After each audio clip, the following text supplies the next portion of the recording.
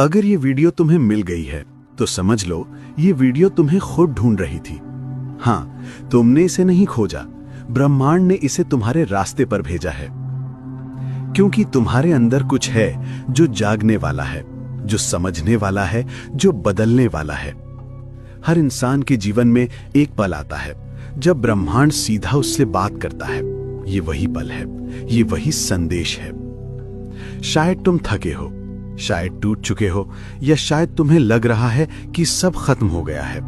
पर सुनो, कुछ भी खत्म नहीं हुआ है। ये बस नई शुरुआत से ठीक पहले की खामोशी है।